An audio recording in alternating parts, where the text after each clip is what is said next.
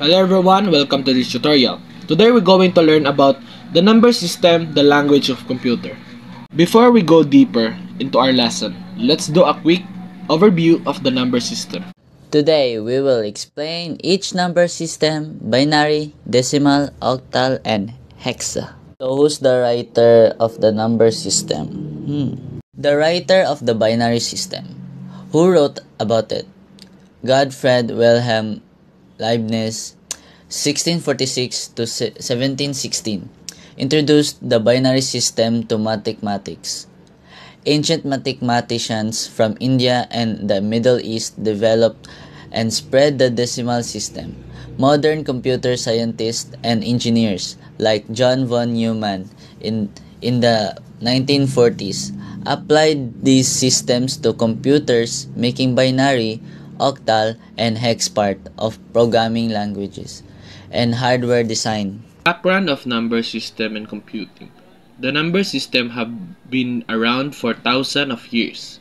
Way before computers were invented, people needed a way to count, trade, and record things.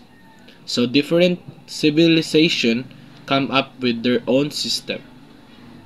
Binary. The binary system is a number system that uses only two digits, 0 and 1. It is called the base 2 system because each place value is a power of 2. Binary is the language of computer since it represents data using two states. Often described as a on and off. For example, the decimal number 5 is written in binary as 101.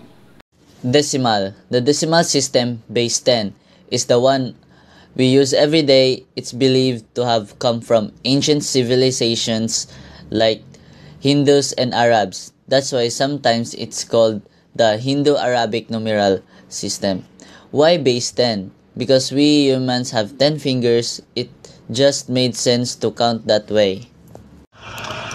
So here's the explanation of decimal to binary, no? You probably wondering how I get my decimal, no? So it's simple. Here, no, as you can see, each number is have a 1 and the other is 0. So the one number is can be added. So 2, 4, 64, 256, and 1024, no? So that's a total of 1350. So that's what how I get my decimal. And now decimal to binary. And now how to get your binary?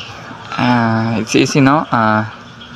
Here, this is my binary already, no? I just copy here. And now how to get your total of your binary, or how to solve it? So here, no? So as you can see here, 1 and 0 and 1. So as you can see, in the top is 421.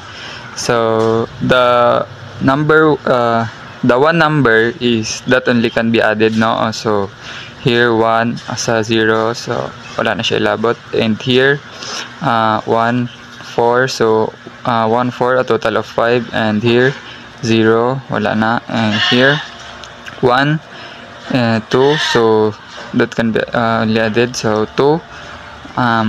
Here 0, 0, 1, so here's the only one. So the number in the top is 4, so I copy 4. And here 1, 0, 0, so here 1 is the only one, so I copy 1.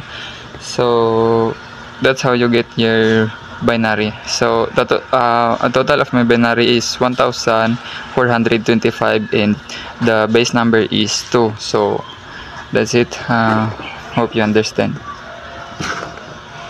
Octal is a number system with base 8, which means it uses 8 digits: 0, 1, 2, 3, 4, 5, 6, and 7. It is often used in computing as a shorter way to represent binary numbers by grouping them in a set of 3. For example, the binary representation of the decimal number of 101011 is 53. So, here's the explanation again, no, sa binary to octal. So, it's simple, no, and it's easy. So, just my binary here, I just copy here. So, again, I explained earlier. So, that's the total of your binary. And for the total of your binary, that's your octal. And your octal is 1425, and his base number is 8. So because of binary, you can get your octal. And Hexadecimal. Hexadecimal is a number system with base A equal to 10, B equal to 11, C equal to 12, D equal to 13, E equal 14, F equal to 15. 16 is which means it uses 16 digital. Example, 0, 1, 2, 3, 4, 5, 6, 7, 8, 9, A, B, C, D, E, and F. It's commonly used in computing because it makes binary number shorter and easier to read by grouping them in sets of 4. For example, the hexadecimal representation of the binary number is 111010 is F2. so here we go again, no. Here's the explanation for the octal to hexadecimal. So as I explained earlier, na my octal I just copy here, and octal to decimal. So how do we solve the hexadecimal? So the hexadecimal is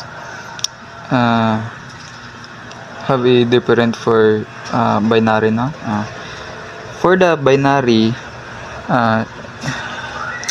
same, no, same have line, but have a line, but each digit number is, for the hexadecimal is the digit number is 4, and for the binary the different each digit number is only 3. And one thing different for binary and hexadecimal, no? For binary, as I said earlier, there's an only 3 digit. There's it is start for number 4, and for the hexadecimal it start for number 8. So same solving, no, for binary to the hexadecimal.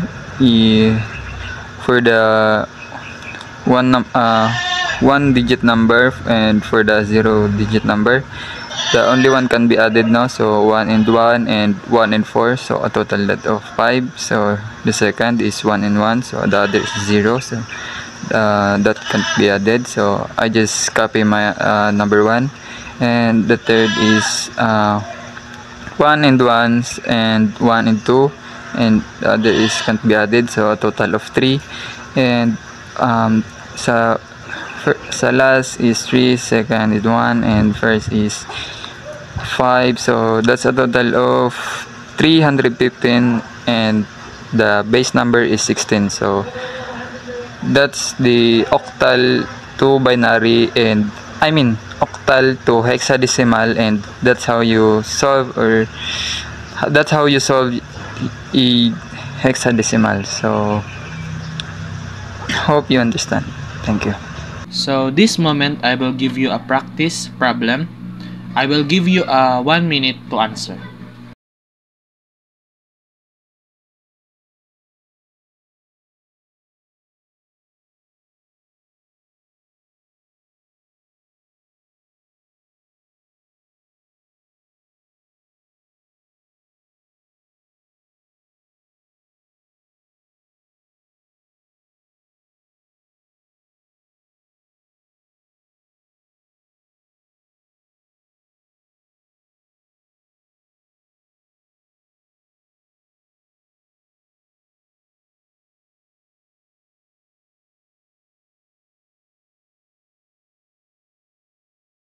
times up. So these are the answer, and if you are correct, so you got it. So as we learned, decimal is base 10, which we used in everyday life. Binary is base 2, which computer understand using only 0s and 1s. And octal base 8, where each digit represent 3 binary bits. And hexadecimal is base 16, where each digit represent 4 binary bits. And numbers 1, 10 to 15 are replaced with the letter A to F. Okay, so key takeaway of this is a number system represent number using symbol and rules. Commonly statement includes decimal, binary, octal, and hexadecimal. The base tells how many digital the statement uses, and each digital position give it value. We can convert number between statement. Decimal is used in daily lives. Binary is by computers, and octal and hexadecimal in programming.